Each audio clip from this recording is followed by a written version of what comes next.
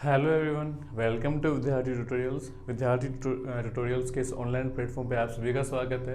देखिए, अपना class 10th का हिंदी मीडियम का चैप्टर नंबर सेकंड चल रहा था। चैप्टर नंबर सेकंड को थोड़ा बहुत अपने कवर अप कर लिया था और पिछले कुछ दिनों से वीडियो नहीं आ पा रही थी, कुछ पर्सनल रीजंस की वजह से। अब कंटिन्यू रहेगी।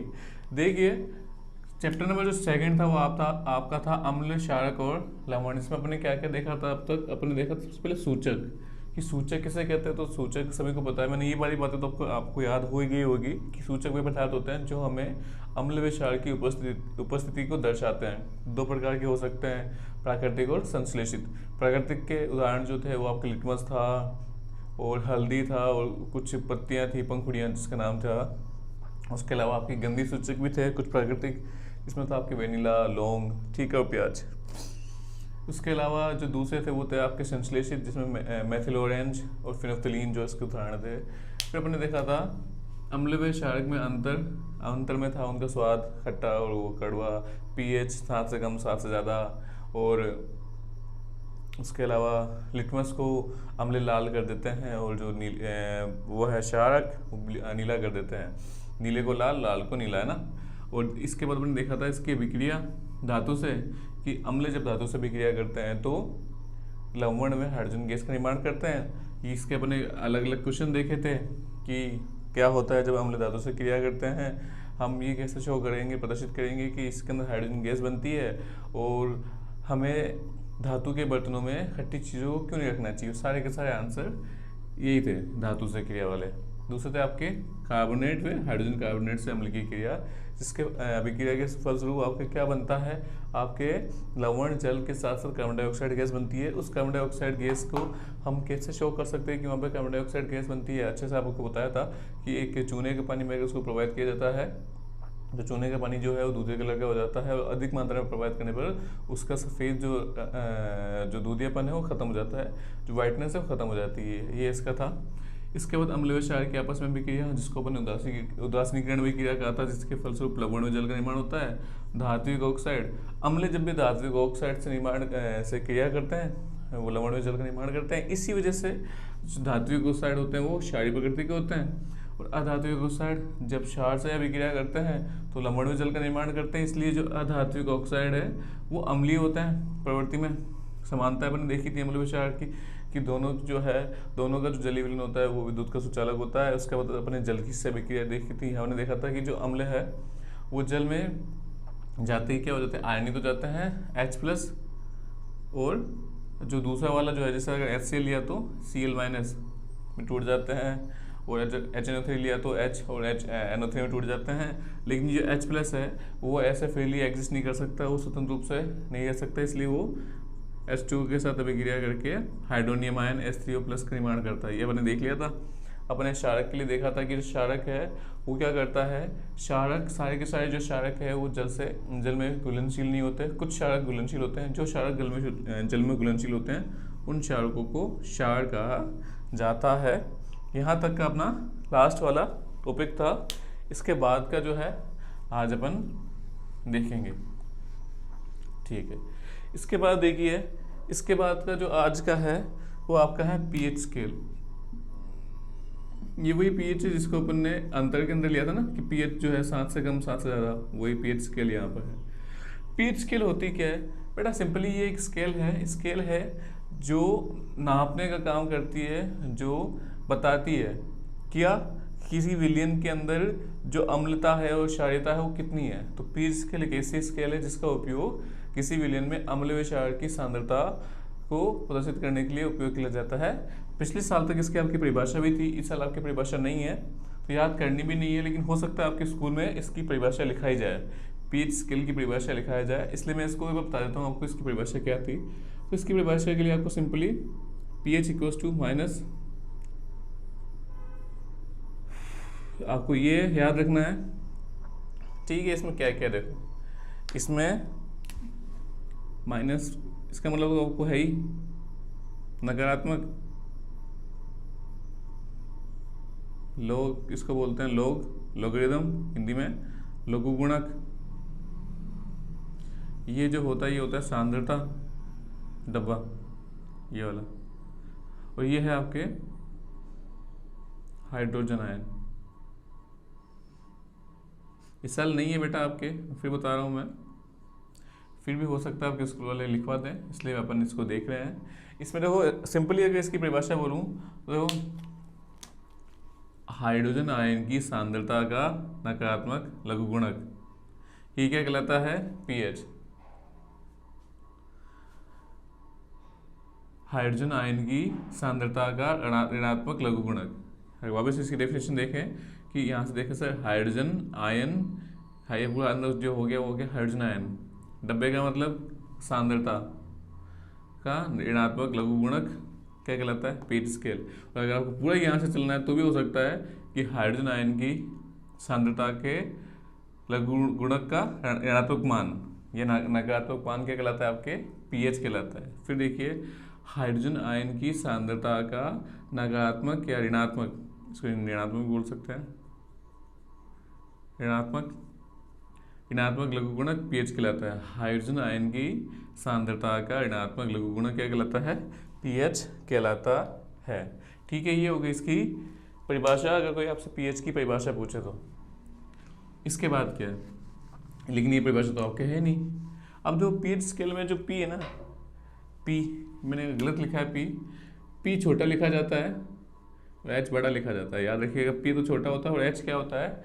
बड़ा होता है। यहाँ जो पी है, पी एक जर्मन शब्द है, पुसांस,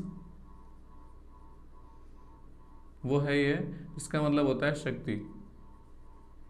और एच मतलब होता है क्या? Hydrogen ion. तो मतलब पीएच का मतलब क्या? पीएच स्केल का बेसिक मीन्स यहाँ से आप समझ सकते हो कि किसी भी एलिमेंट में हाइड्रोजन की शक्ति को प्रदर्शित करता है पीएच स्केल।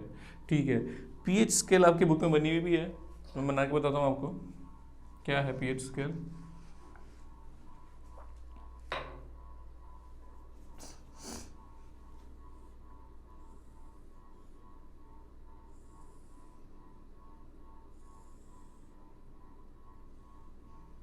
जीरो, 7 और 14, यहाँ इधर की साइड है आपके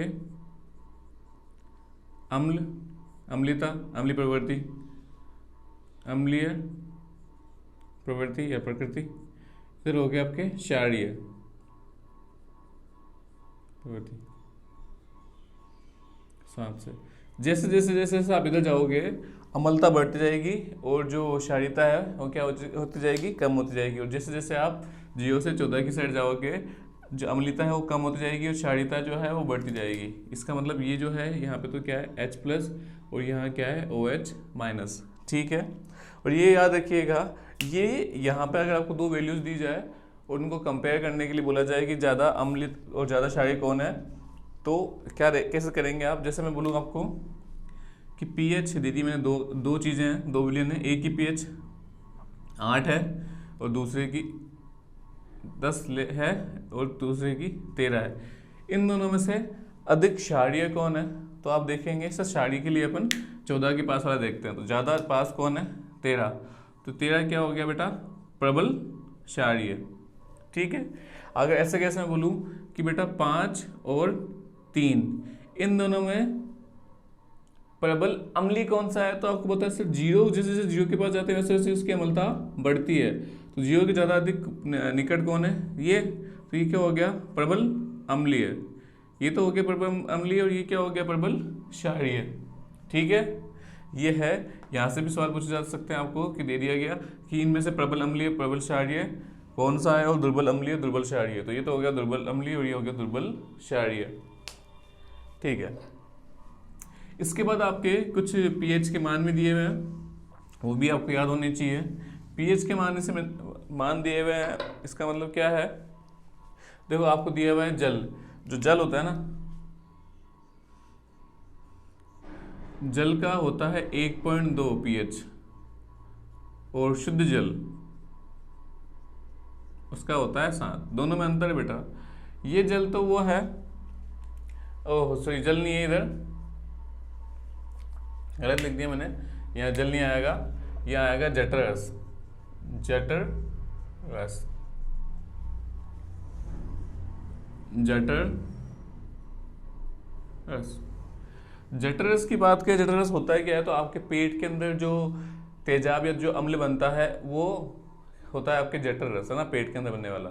जिस जो कौन सा बनता है, आपके तनु HCl बनता है। तो इसके जो पीएच का मान होता है वो कितना होता है, 1.2। इसके बाद जो दूसरा है आपके दिया हुआ है वो है नींबू का रस। नींबू का रस बेटा इसका होता है 2.2। कितने ज़्यादा अम्लीय हैं ये देख सकते हो आप। ठीक है, इसके बाद जो नेक्स्ट है वो आपके शुद्ध जल। क्या है आपके, शुद्ध जल। शुद्ध जल डिस्टिल वाटर, है ना, अशुद्ध जल जिसका होता है 7, एकदम 7, ना तो अम्लीय ना ही क्षारीय उदासीन। इसके बाद आपके दिया हुआ है रक्त, जो कि इंपॉर्टेंट है, आपको याद होना चाहिए। रक्त का हल्का क्षारीय लगभग 7.4 रक्त का पीएच।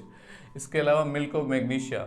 मिल्क ऑफ मैग्नीशिया जिसको बोलते हैं शॉर्ट में MgOH ट्वाइस, जो इसका फॉर्मूला है, इसका होता है बेटा क्या, 10। क्या है आपके, 10। ठीक है, इसके बाद आपके दिया हुआ है सोडियम हाइड्रोक्साइड। बुक के अंदर एक और दिया हुआ है आपके सोडियम हाइड्रोक्साइड। सोडियम हाइड्रोक्साइड जो है इसका क्या होता है आपके, सोडियम हाइड्रोक्साइड यानी NaOH बेटा, इसका होता है आपके 14। ये आपको याद होनी चाहिए, स्पेशली आपको रक्त का, नींबू का और जठररस का तो याद होना ही चाहिए। ठीक है, ये पूछे जा सकते हैं आपसे बेटा। इसके बाद जो आपके नेक्स्ट है वो है आपके दैनिक जीवन में, दैनिक जीवन में पीएच का महत्व, कि पीएच जो है वो दैनिक जीवन में क्या क्या काम आता है। ठीक है, इसमें सबसे पहला जो है वो आपके क्या पौधे और पशु पीएच के प्रति संवेदनशील होते हैं, कि क्या हम जो है, हम ये जो पेड़ पौधे हैं वो उस पर फर्क पड़ता है पीएच का। तो इसके अंदर आपके जो टॉपिक दिया है वो आपके दिया हुआ है अम्लीय वर्षा। अम्लीय वर्षा, ये अम्लीय वर्षा होती है क्या, देखो कि जो वर्षा होती है यानी जो बरसात होती है उसका जो पानी है वो एकदम शुद्ध होता है, जिसका पीएच का मान लगभग 7 होता है, एकदम प्योरेस्ट फॉर्म ऑफ वाटर, यानी कि जल का शुद्धतम रूप होता है वर्षा का जल। जिसमें यहाँ मान लिया बने ये बादल है जिसमें से आपके बरसात हो रही है। ये नीचे सतह है जहाँ पे आपके मकान या कारखाने जो भी हैं बने हुए हैं। अब यहाँ से क्या हो रहा है, इन गाड़ियों से या इन मकानों से, इन कारखानों से क्या निकल रहा है, धुआं निकल रहा है प्रदूषण वाला, जिसमें बहुत सारे क्या है, विषैले पदार्थ है, वो क्या जा रहे हैं, वो यहाँ इकट्ठा हो गए। ठीक है, यहाँ पर इकट्ठा हो गए वो पूरे के पूरे प्रदूषण वाले जो धुआं है। अब जब बरसात होती है तो बरसात जब होगी तो बेसिकली जो बरसात है वो तो उसका जो पानी हो तो शुद्ध रूप में ही गिरेगा, लेकिन जब वो पानी यहाँ से होते हुए जाएगा, वैसे तो है नहीं कि वो इसके यहाँ से यहाँ ऐसे गिरे, तो पॉसिबल नहीं है, वो इस धुएं में से आके गिरेगा। ये जो प्रदूषण वाला जो धुआं है, प्रदूषण वाला जो ये पूरा का पूरा बादल बना हुआ है वो उसमें से आके गिरेगा। जैसे ही वो उसमें से गुजरेगा, पानी की बूंदे या बरसात की जो बूंदे उसमें से गुजरेगी, इन बूंदों का पीएच का मान क्या हो जाएगा, कम। ठीक है, और जैसे इनकी पीएच का मान 5.5 या 5.6 से कम हो जाएगा, ये जो बरसात है इसको हम बोलेंगे अम्लीय वर्षा।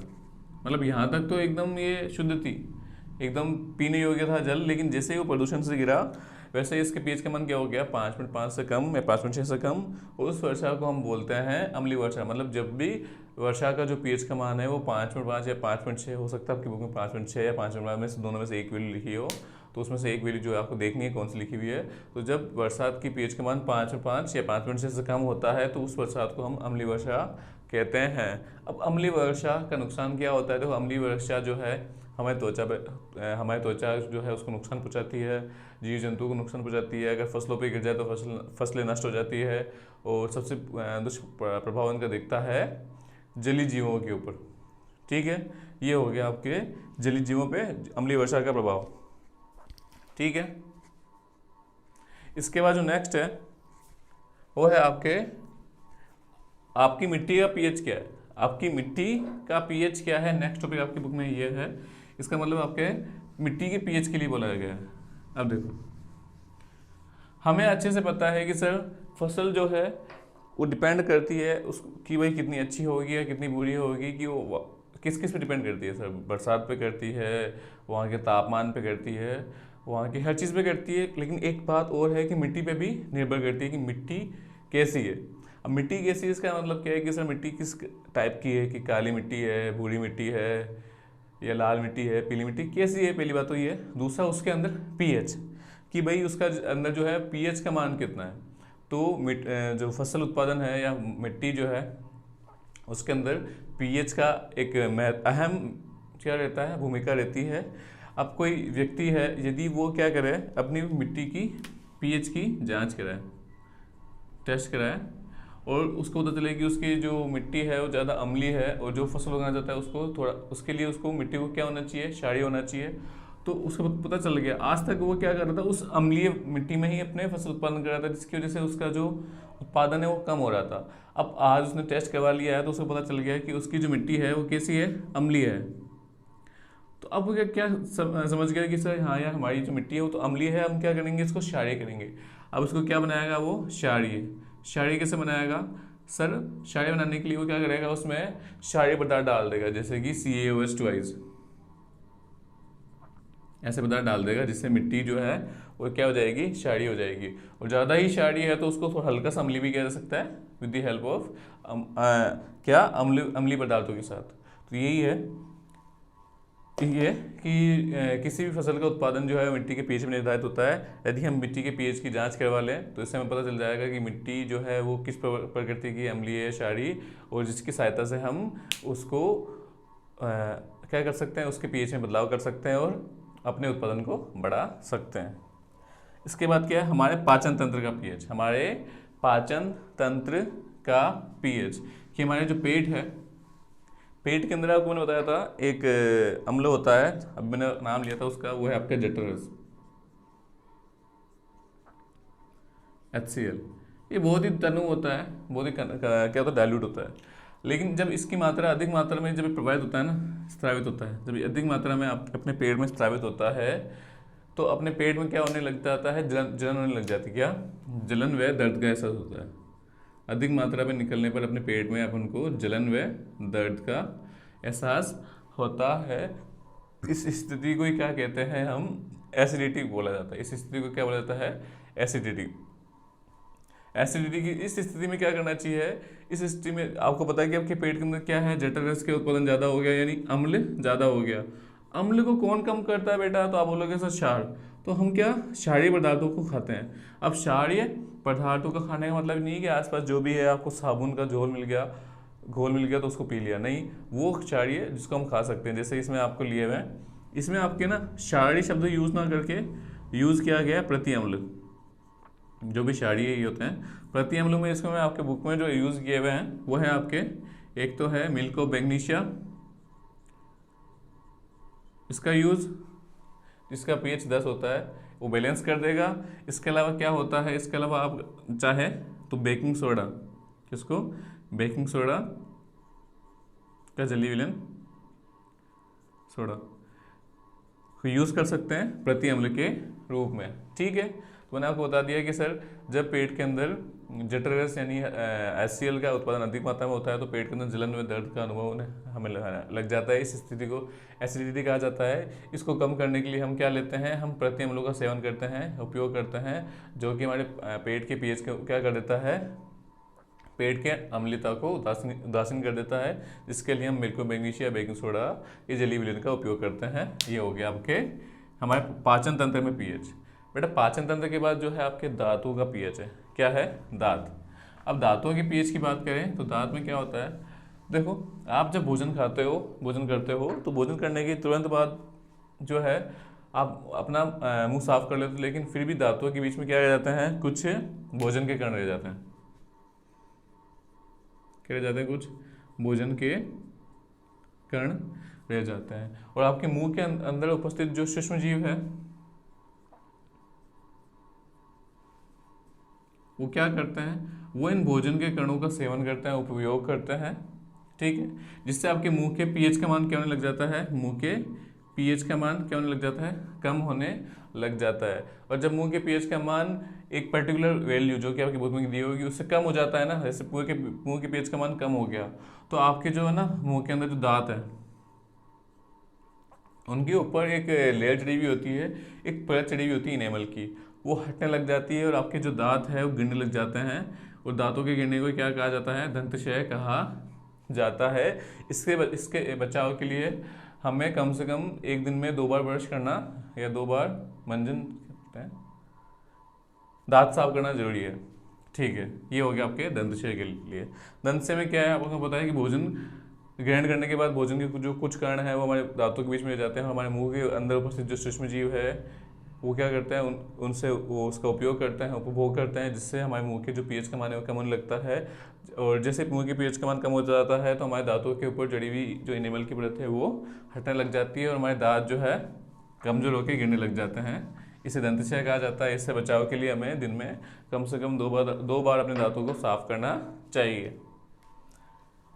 इसके बाद तुम्हारी आत्मरक्षा। आत्मरक्षा की बात करें तो देखो, अपने आसपास जो बहुत से ऐसे जीव जंतु होते हैं, कुछ बहुत से ऐसे पौधे होते हैं जो अपनी आत्मरक्षा के लिए क्या करते हैं, अम्लों का प्रयोग करते हैं।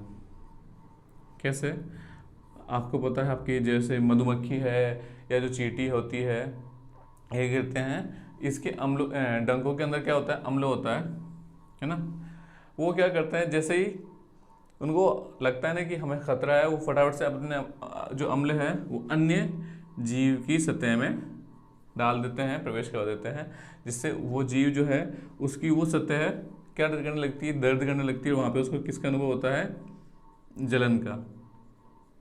ठीक है, और इसको कम करने के लिए हम क्या कर सकते हैं? इसको कम करने के लिए भी हम प्रति अम्लों का या क्षारीय पदार्थों को यूज में ले सकते हैं, पदार्थ।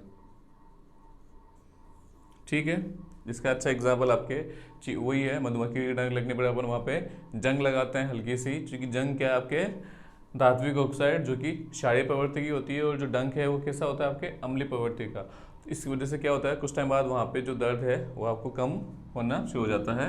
ये हो गया आपके अम्लीय और क्षारीय धातु जीव आत्मरक्षा के लिए पीएच का महत्व। ठीक है, ये आपके सारे हो गए। इसके बाद आपके एक छोटी टेबल बनी हुई है, वो आपको पता होनी चाहिए कि प्राकृतिक अम्ल जो है, आपको पता है ना, ये जो अम्ल जो है वो 2 प्रकार के होते हैं। एक तो होते हैं आपके प्राकृतिक, दूसरे होते हैं आपके खनिज। खनिज अम्ल जो होते हैं उसमें आपके 3 होते हैं, HCl, H2SO4 और HNO3। सल्फ्यूरिक एसिड सेकंड वाला, हाइड्रोक्लोरिक एसिड और नाइट्रिक एसिड, ये तीनों जो है इसको लेबोरेटरीज में बनाया जाता है। इसके अलावा जो प्राकृतिक होते हैं वो हमें या तो पेड़ पौधों से या जीवों से प्राप्त होते हैं। उसके उदाहरण ये रहे, जैसे इसमें प्राकृतिक स्रोत है और अम्ल, सिरका जो है उसके अंदर कौन सा अम्ल होता है, तो उसमें एसिटिक अम्ल होता है। संतरा जो होता है उसमें सिट्रिक अम्ल। इमली जो होती है ना, इमली, उसमें बेटा क्या होता है, इमली के अंदर टार्ट्रिक अम्ल होता है। टमाटर के अंदर ऑक्सैलिक, दही के अंदर लैक्टिक, नींबू के अंदर सिट्रिक। ठीक है, नींबू और संतरा के अंदर सेम है। चींटी और नेटल के अंदर क्या, मेथनोइक, जिसको फोमिक बोला जाता है, होता है, अम्ल होता है। तो आपको ये टेबल याद होनी चाहिए। तो अपना जो टॉपिक है यहाँ तक का था आज का। अब तो लास्ट 1-2 टॉपिक और रहे हैं, उसके बाद अपना चैप्टर खत्म है, और चैप्टर खत्म होते हैं आपके जो इसके हैं नोट्स है वो मिल जाएंगे। और कोई भी डाउट हो तो आप हमें कमेंट सेक्शन में पूछ सकते हैं। और उसके अलावा अगर और कोई है तो आप नीचे डिस्क्रिप्शन में हमें जो FB या जो इंस्टाग्राम की ID है वहाँ पे जाके भी आप अपने सवाल है वो हमें पूछ सकते हैं। अगर आपको वीडियो अच्छा लगा तो प्लीज़ इस वीडियो को लाइक करें, शेयर करें, अपने दोस्तों के साथ बांटें इसको। धन्यवाद दोस्तों।